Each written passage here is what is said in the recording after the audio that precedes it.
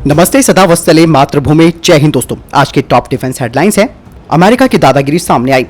अब वो भारत के एक्सक्लूसिव इकोनॉमिक जोन में पेट्रोलिंग करेगा, वो भी भारत की अनुमति के बगैर। भारतीय वायुसेना के प्रमुख आरकेएस भदौरिया जी ने SU-30 को उसकी नई क्षमताओं के साथ जांचा। DRDO ने अपने man portable anti tank guided missile की 2 यूनिट की असेंबली की शुरू। DRDO INS विक्रांत के ऑनबोर्ड पर 100 किलोमीटर रेंज वाली पराग 8 को इंटीग्रेटेड करने जा रहा है। पाकिस्तान रूस से S-400 डिफेंस सिस्टम खरीद सकता है, जानिए कैसे। भारतीय सेना ने UAV mounted electronic intelligence gadgets के लिए RFI जारी की। सेना की महिला अधिकारी ने पहली बार संभाला सड़क निर्माण यूनिट का जिम्मा। अब भारतीय उद्योग 2 और महत्वपूर्ण रॉकेटों का उत्पादन करेगा, GSLV Mark 3 और SSLV का।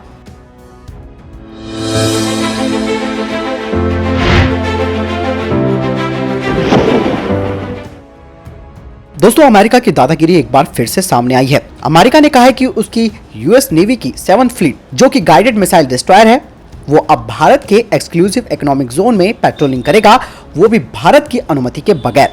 यानी कि खुलकर सामने आ गया है अपनी दादागिरी दिखाने के लिए अमेरिका। साथ ही अमेरिका ने दलील दी है कि ये अंतर्राष्ट्रीय कानून भी है, जिसका हम पालन कर रहे हैं। वहीं जो डिफेंस एक्सपर्ट्स हैं, वो ये कहते हैं कि ये कदम अमेरिका का दादागिरी दिखाने वाला है और ये एक अनप्रोफेशनल तरीका है, वो भी ऐसे वक्त में जब भारत और अमेरिका के बीच बायलैटरल और मिलिट्री टाइप्स हैं।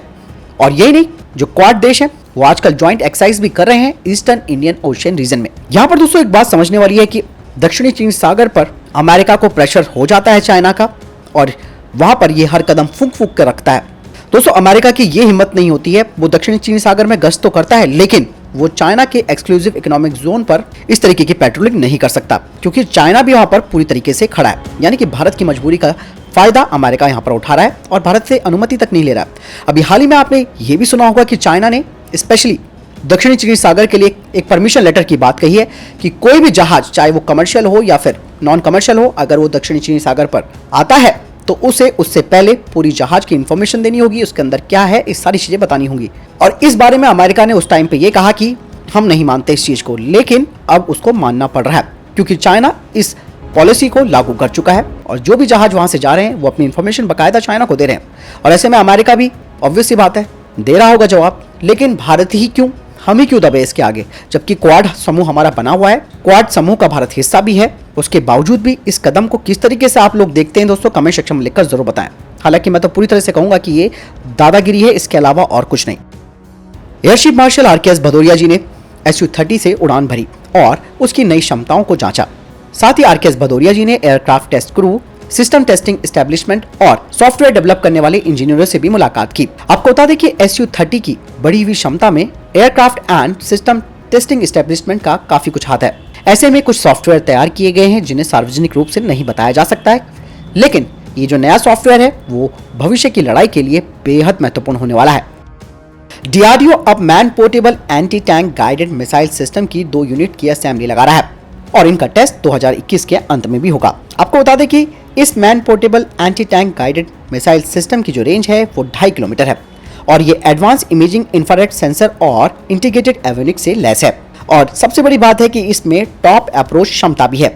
साथ ही ये अमेरिका की जेवलिन और इजराइल की ATGM की तरह ही इसमें समानताएं भी है। अगली अपडेट भी DRDO से ही है। DRDO 100 किलोमीटर रेंज वाली Barak 8 long range surface to air missile system को INS विक्रांत के ऑनबोर्ड पर लगा रहा है। साथ ही इसमें 40 किलोमीटर रेंज की vertical launch short range surface to air missile को भी लगाया जाएगा आने वाले सालों में। इसके अलावा DRDO 150 यानी कि 150 किलोमीटर की रेंज वाली long range surface to air missile पर भी काम कर रहा है, जिसे कि भारतीय नौसेना के लिए डेवलप किया जा रहा है। और इस तरीके से भारतीय नौसेना अलग अलग तरीके के इंटरसेप्टर का इस्तेमाल करेगी आने वाले समय में, जिसके लिए बाद में एक यूनिफाइड लॉन्चर बनाया जाएगा जिससे कि इन्हें दागा जा सकता है।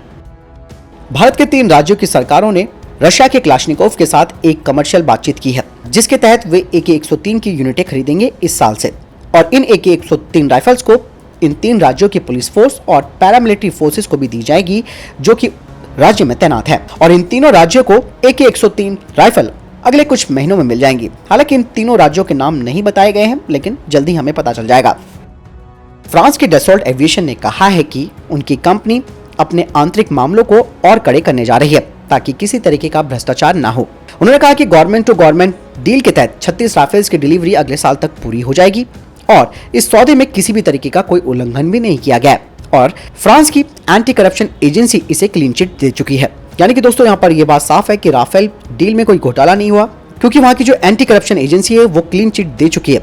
तो ऐसे में अब हमारे देश के अंदर भी जो लोग हैं जो सवाल उठा रहे थे करप्शन को लेकर, अब उनकी बोलती भी बंद हो गई होगी। क्या Pakistan S-400 air defence system लेने वाला है? दोस्तों एक बड़ी चौंकाने वाली जानकारी सामने आई है। दरअसल भारत ने जहां एक तरफ 50% पेमेंट कर दी है S-400 के लिए रशिया को, तो ऐसे में पाकिस्तान के डिफेंस एक्सपर्ट्स ने कहा है कि अब पाकिस्तान को भी S-400 डिफेंस सिस्टम लेना होगा रशिया से, अगर भारत अमेरिका के काटसा प्रतिबंध के तहत अपने हाथ पीछे खींचता है तो।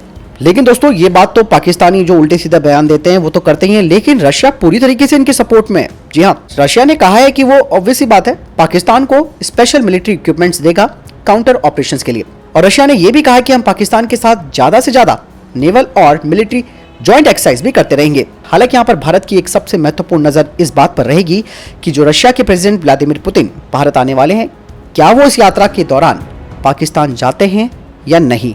इसीलिए तब तक हम कुछ नहीं कह सकते हैं। अगर जाते हैं तो आप समझ सकते हैं कि बहुत बड़ा दाल में कुछ काला है, अगर नहीं जाते हैं तो आप समझ सकते हैं कि रशिया हमारा एक अच्छा मित्र है।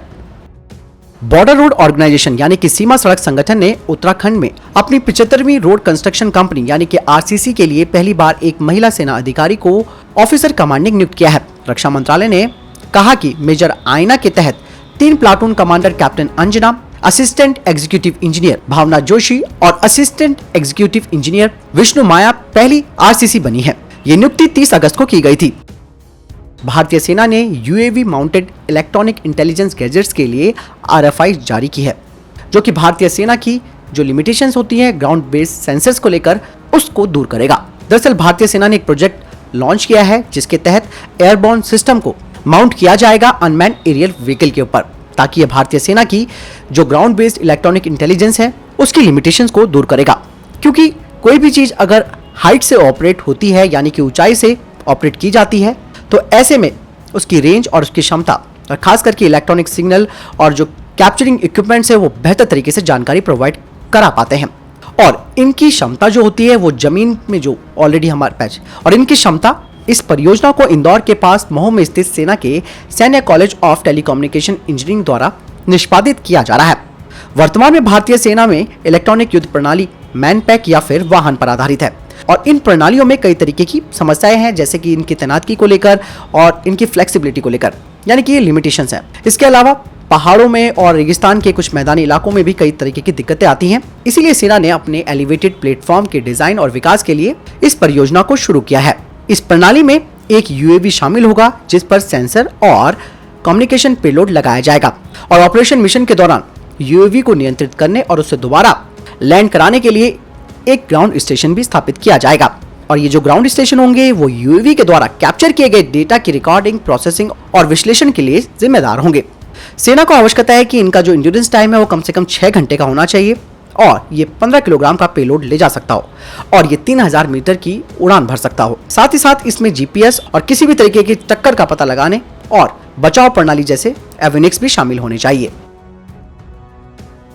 अंतरिक्ष विभाग यानी कि इसरो की एक अपनी वेबसाइट शाखा है जिसे कि न्यू स्पेस इंडिया लिमिटेड कहा जाता है। उसके जो अधिकारी हैं उन्होंने बताया कि PSLV के अलावा भारतीय उद्योग यानी कि प्राइवेट सेक्टर फर्म्स अब पूरी तरह से GSLV Mark 3 और SSLV को बनाएंगी और न्यू स्पेस इंडिया लिमिटेड को PSLV के एंड टू एंड प्रोडक्शन के लिए उसके द्वारा जो जारी किया गया रिक्वेस्ट फॉर प्रपोजल था उसके जवाब में 3 बोलियां मिली हैं, जो कि उसे HAL, L&T, BEL, Adani BEML और BHL से मिली है।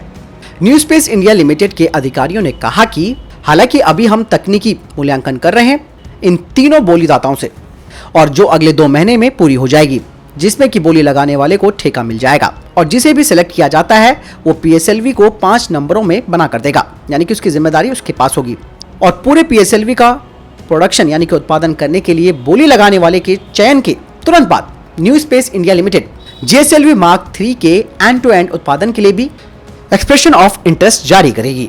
यानी इसके अलावा NSIL का प्लान है स्मॉल सैटेलाइट लॉन्च व्हीकल यानी कि SSLV को, जिसे कि इसरो के लिए बनाया जाएगा और इसकी जो पहली फ्लाइट है वो इस साल के अंत में शुरू हो जाएगी। NSIL ने कहा कि अभी हम फिलहाल SSLV की पहली उड़ान के बारे में बातचीत कर रहे हैं। उन्होंने कहा कि SSLV 3 स्टेज वाला सॉलिड व्हीकल होगा, जिसकी क्षमता होगी 500 किलोग्राम के सैटेलाइट को लॉन्च करने की। साथ ही ये 500 किलोमीटर लो अर्थ ऑर्बिट में जा सकता है। दोस्तों, जैसे कि आप सभी को ये बात भी मालूम चल चुकी है कि इस महीने की शुरुआत में इसरो ने 2 स्पेस टेक स्टार्टअप यानी कि स्काईरूट एरोस्पेस और अग्निकुल कॉस्मोस के साथ MOU पर साइन किया है, जिसके तहत इन दोनों ही स्पेस टेक स्टार्टअप्स को इसरो की सुविधाओं का इस्तेमाल करने का मौका मिलेगा। तो दोस्तों, ये थे अभी तक की टॉप डिफेंस और स्पेस अपडेट। वीडियो के संबंध में कोई प्रश्न जवाब या आपका कोई सवाल है, कमेंट सेक्शन में लिखकर जरूर पूछ सकते हैं। बहरहाल इस वीडियो के लिए इतना ही, मिलता हूं नई वीडियो के साथ। चैनल सब्सक्राइब करना ना भूलिएगा। नमस्कार, जय हिंद, वंदे मातरम।